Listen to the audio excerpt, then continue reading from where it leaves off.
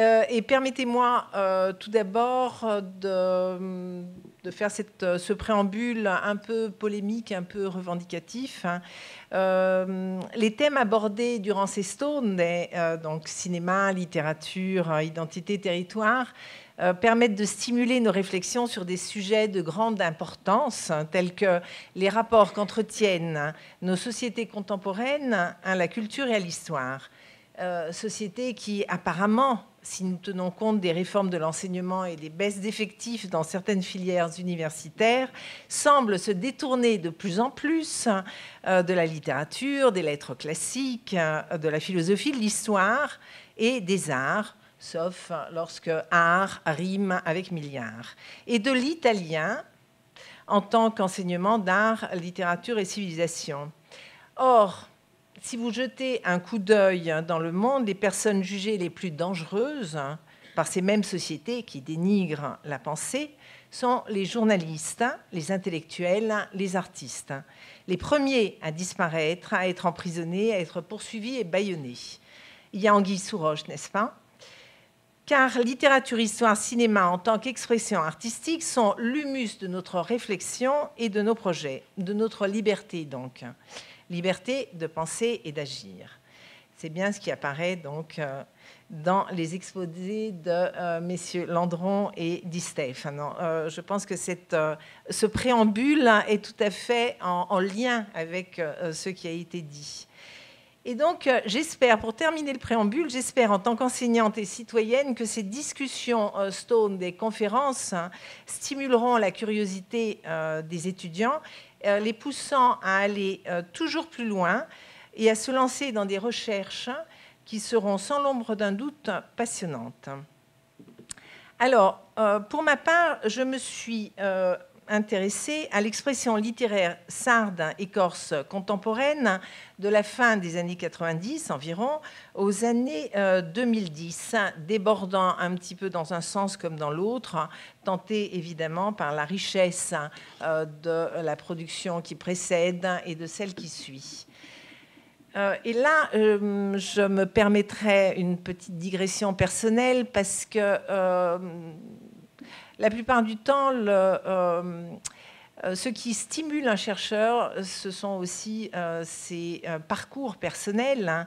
Et il est vrai que je suis arrivée en Corse au début des années 80 et j'ai été donc témoin des changements profonds du territoire insulaire. Changements qui l'a projeté à toute allure dans une réalité qu'il n'avait peut-être pas élaborée totalement et qu'il n'avait pas eu le temps de métaboliser. Changements économiques, sociaux, urbanistiques, le tourisme de masse qui, après des moments de tâtonnement, a fini par s'imposer en imposant l'éreintant tsunami saisonnier, la grande distribution avec son corollaire de monstrueuses zones d'activité commerciale, Internet qui a fini par désenclaver l'île. Bien sûr, il n'y a pas que le revers de la médaille.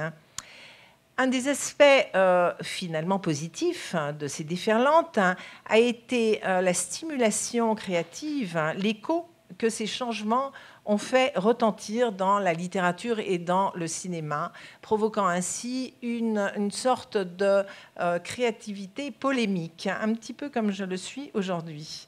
Ainsi, un de mes objectifs a été celui de repérer, dans cette production fictionnelle, ce qui rendait compte et comment des grands bouleversements sociétaux insulaires.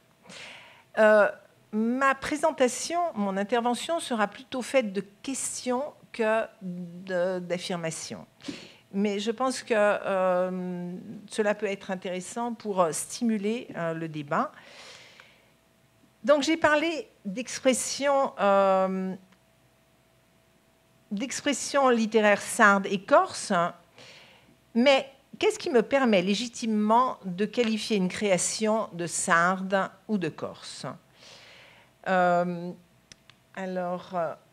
Oui, ça c'est plutôt en ce qui concerne les questions. La question est double d'ailleurs et concerne aussi bien l'auteur que la spécificité de son œuvre. Corsitude ou sarditude de son créateur, lien de sang, lien de terre, attachement sentimental, hybridation.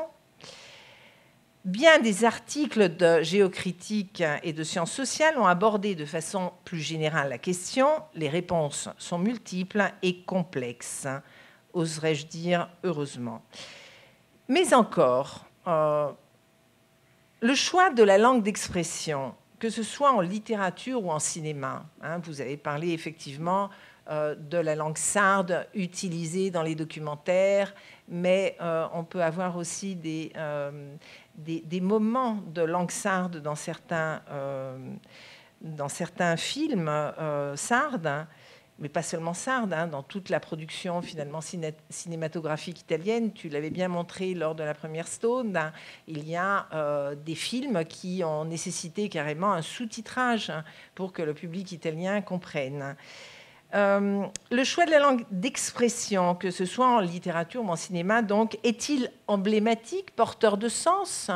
Est-ce que l'on est plus corse ou plus sarde si on fait parler en corse ou en sarde les protagonistes? Est-ce que Marc Biancarelli, dont tu parlais justement avec une de ses nouvelles absolument extraordinaires, est plus corse lorsqu'il écrit en corse ou l'est-il autant lorsqu'il écrit en français? Et je me rappelle très bien qu'en 2009, il y avait eu une réunion des productions littéraires, poétiques, ou en prose ou de romans en langue minoritaire. Et je me rappelle très bien qu'il y avait eu un échange très vif entre Marcello Fois, qui est sarde, mais qui écrit en italien, même s'il introduit de temps en temps des phrases en sarde pour donner une coloration. Et Marc Biancarelli qui disait non, moi je n'écrirai jamais en français, j'aurais vraiment l'impression de trahir ce qui stimule ma création, mon désir vraiment de parler de la Corse, ce doit être en Corse. Donc les choses ont évolué et c'est tout à fait intéressant de se rendre compte que maintenant Marc Biancarelli écrit en français.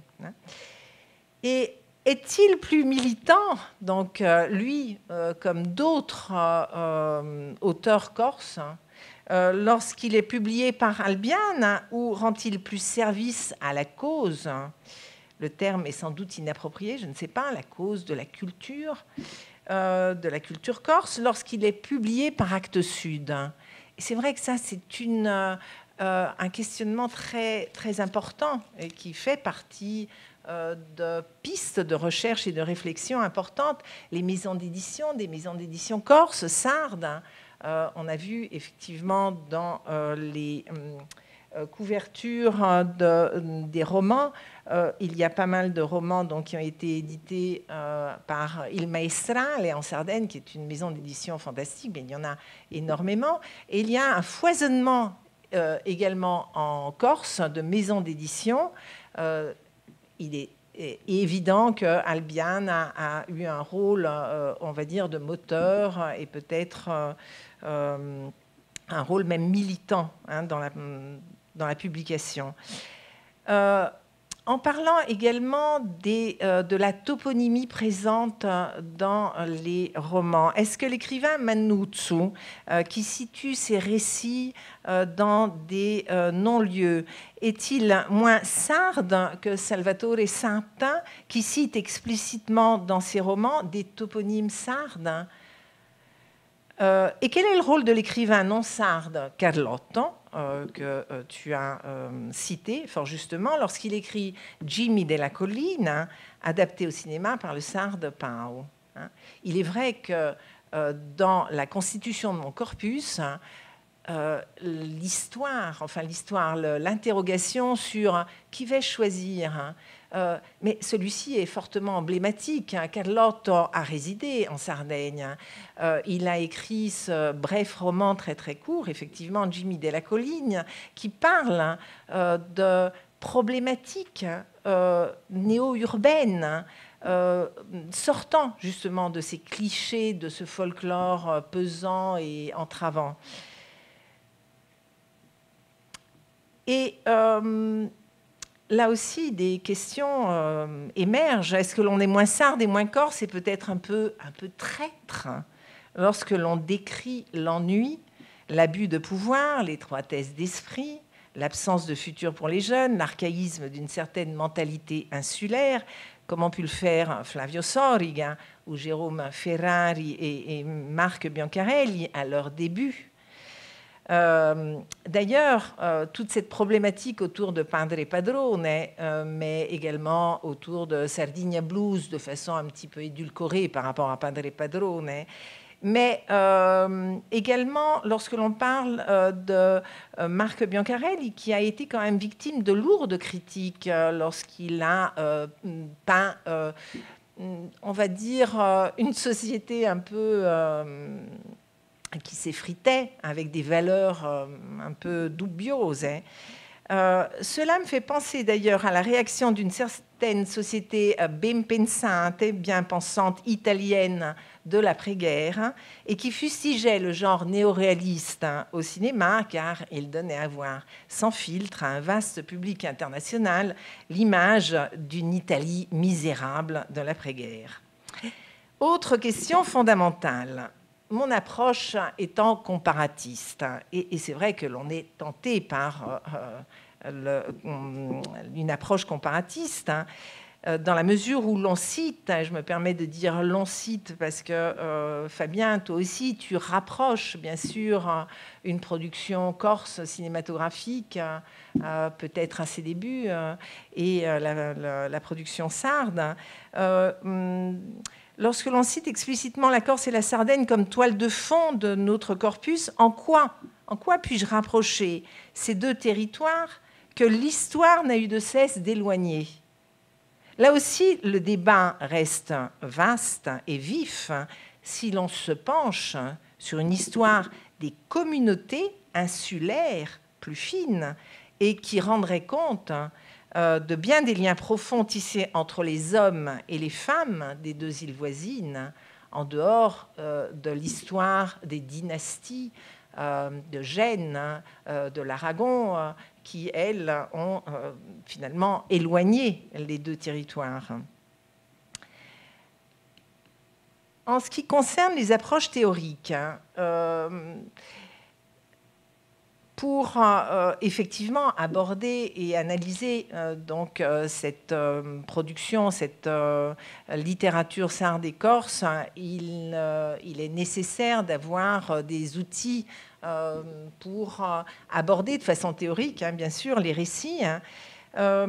C'est important de voir qu'il y en a beaucoup, malgré notre... nos questions sur existe-t-il vraiment une architecture ou une école critique dans les deux îles qui permettrait justement de faire avancer la littérature et de faire avancer les questions. Alors, sans doute, en Corse, les approches théoriques sont plus orientées vers l'anthropologie et la sociologie, mais il y a également des approches littéraires, et la thèse, bien sûr, de Jean-Guy Talamoni sur littérature et construction politique est bien sûr une somme à ce sujet. Alors, les questions sont nombreuses et les réponses, bien sûr, sont complexes, mais un fil rouge a traversé mes lectures bi-insulaires, un fil rouge qui parlait de frontières. Alors là, ce sont des frontières non pas physiques, mais morales, légales, mentales, générationnelles. Ce fil rouge était tissé de 3 mots, normes, marginalité, rébellion. Repérer donc dans les récits sardes des Corses contemporains, les normes dans ce qu'elle lie de façon implicite ou explicite la personne à sa famille, à sa communauté, à son groupe social, à l'État, et lesquelles sont respectées, transgressées, bafouées, remises en question, la norme comme centre ou comme limite, créant donc une périphérie, et on l'a vu, effectivement, c'est très perceptible également dans la cinématographie, créant une périphérie, une marge, des rébellions. Entre tradition et modernité, l'époque contemporaine, ce qui rassemble, unit les œuvres corses et sardes contemporaines et présente dans le corpus, est la tension qui agite les personnages déchirés entre les valeurs du passé et celles du présent, et parfois même entre valeurs du passé et absence de valeurs du présent. entre ce qui a été la construction de valeurs sur lesquelles se sont appuyés le Riacquisto corse et la Rinascita sarde, et qui souvent se sont battus contre les stéréotypes, le folklore dans lesquels on enfermait les peuples insulaires, et l'émergence de nouvelles valeurs, ou d'absence de valeurs pour certains, que la société de consommation et la globalisation sont prônées par les nouvelles générations. Donc là, il y a effectivement presque une tension, une conflictualité générationnelle. La création littéraire et cinématographique des deux îles rend bien compte de ces interrogations de différentes façons. Le questionnement existentiel est évident pour certaines œuvres, tandis que pour d'autres, il est plus subtil, caché, suggéré. Un aspect du problème m'a cependant paru évident, la richesse des questions posées par les récits sardes et corses contemporains, qu'il s'agisse d'œuvres littéraires ou cinématographiques, concerne bien plus que les membres des sociétés insulaires. Nous sommes dans un questionnement fondamental qui concerne les êtres humains aux identités multiples dans leur rapport à l'existence, au sens qu'ils veulent lui donner, dans leur rapport à l'environnement et à leur sens de responsabilité. Il est ainsi possible de dire que s'occuper de Corse et de Sardaigne, c'est s'occuper du monde.